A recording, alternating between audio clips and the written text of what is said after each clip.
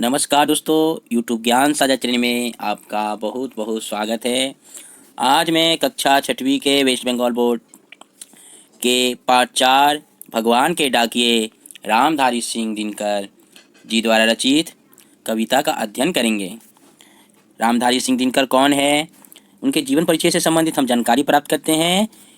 रामधारी सिंह दिनकर जी का जन्म ग्राम सिमरिया जिला मुंगेर बिहार में सन 1908 में हुआ था। इन्होंने बीए तक की शिक्षा प्राप्त की। ये हाई स्कूल के प्रधानाध्यापक से लेकर विभिन्न पदों से होते हुए भारत सरकार के हिंदी सलाहकार भी रहे। इनकी कविताओं में संवेदना और विचार का बड़ा सुंदर समन्वय दिखाई देता है। इनका देहावसान सन 1974 में हुआ।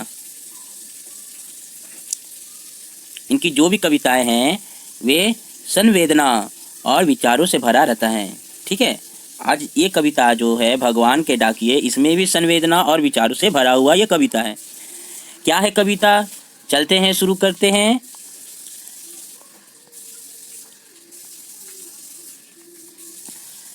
पक्षी और बादल ये भगवान के डाकिए हैं, जो एक देश से दूसरे महादेश को जाते हैं। हम तो समझ नहीं पाते हैं, मगर इनकी लाई चिट्ठियां पेड़ पौधे पानी और पहाड़ बाँचते हैं। पक्षी और बादल को रामधारी सिंह दिनकर जी ने इन्हें भगवान के डाकिए बतलाए हैं। डाकिए का काम होता है आपकी चिट्ठी, आपके पार्सल को एक जगह से दूसरे जगह पर पहुंचाने का। तो यहाँ पर डाकिए कौन है, वो है पक्षी और बादल। किसके डाकिए हैं, हम मनुष्यों का नहीं, भगवान के डाकिए बतलाए हैं। और वो डाकिया कैसा डाकिया है, वो डाकिया जो है पक्षी और बादल है, जो एक महादेश से दूसरे महादेश को भेजता है। क्या भेजता है वो तो हम समझ नहीं पाते हैं, हम मनुष्य ये नहीं समझ पाते हैं, मगर उनकी लाई चिट्ठियाँ पेड़ पौधे पानी और पहाड़ बाँचते हैं। मतलब ये पेड़ पौधे पानी और पहाड़ ही जो है इन चीज़ों को चुन लेते हैं, समझ लेते हैं।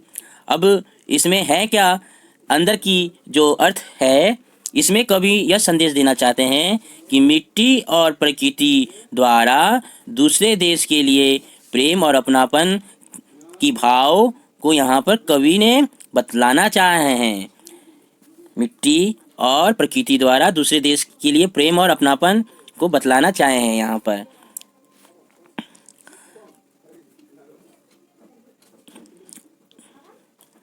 पक्षी और बादल को ही डाकिया क्यों कहा गया है? देखिए, पक्षी और बादल जो होते हैं वो एक देश से दूसरे देश तक चल जाते हैं। पक्षी जैसे उड़कर एक देश से दूसरे देशों पर आराम से जाते हैं और वहाँ की सुगंध, वहाँ की हवाएं, सारी चीज़ों को अपने साथ लेके चली आती है। बादल भी एक देश से बनता है और दूसरे देश में क्या करती है, बरसती है। इसीलिए इनको भगवान की डाकिए कहा गया है। हम तो इसे नहीं समझ पाते हैं ना, लेकिन पेड़ पौधे पानी और पहाड़ ही तो इनको समझते हैं। ठीक है, यानी कि एक देश की मिट्टी और प्रकृति द्वारा दूसरे देश के लिए प्रेम और अपनापन का ये भाव यहाँ पर कवि ने बतलाना चाहे हैं।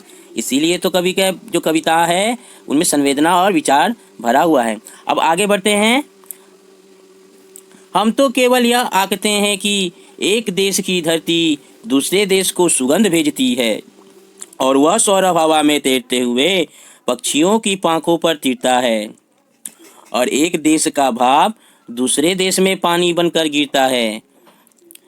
यहाँ पर कवि ने हम मनुष्यों के द्वारा आंकना मतलब जानकारी रखना या समझना कि हम तो केवल यह आंकते हैं कि एक देश की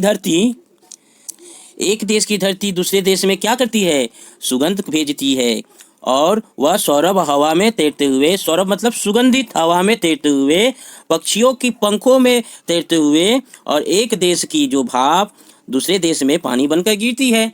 यानी कि जो बादल बनती है वो क्या, दूसरे देश में पानी बरसकर गिर जाती है।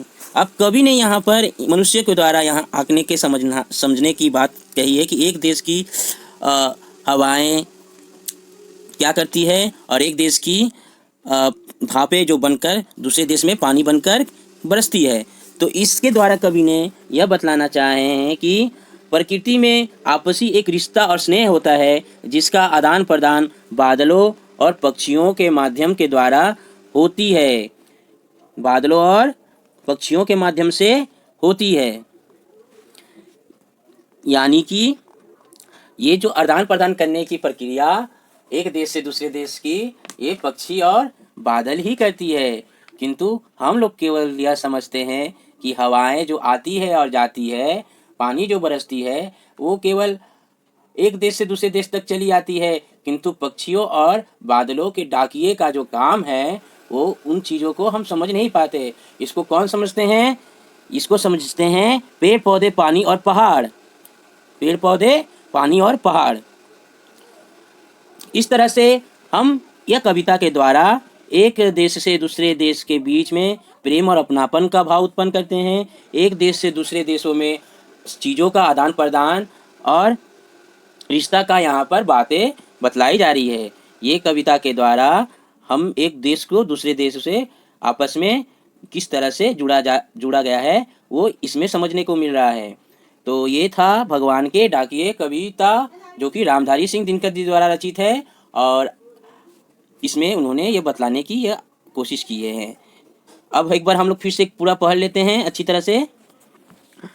पक्षी और बादल, पक्षी और बादल ये भगवान के डाकिए हैं, जो एक महादेश से दूसरे महादेश को जाते हैं। हम तो समझ नहीं पाते हैं, मगर उनकी लाई चिट्ठियाँ पेड़ पौधे, पानी और पहाड़ बाँचते हैं। हम तो केवल यह आंकते हैं कि एक देश की धरती दूसरे देश को सुगंध भेजती है, और वह सौरभ हवा में तैरते हुए पक्षियों की पाखों पर तीरता है, और एक देश का भाप दूसरे देश में पानी बनकर गिरता है। ठीक है, तो ये थी कविताएं। आपको अच्छा लगा हो वीडियो तो लाइक, चैनल को सब्सक्राइब और शेयर करना मत भूलिएगा। इसी तरह का वीडियो पाने के लिए ज़रूर से ज़रूर मेरे चैनल को सब्सक्राइब करिएगा। पूरे वीडियो को देखने के लिए आप सभी का बहुत बहुत धन्यवाद।